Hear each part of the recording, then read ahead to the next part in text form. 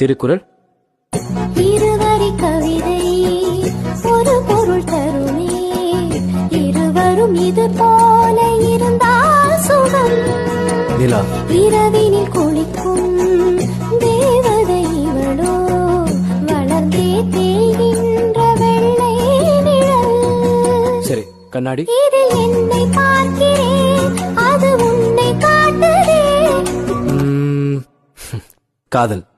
கரிணி சரி கரி கரி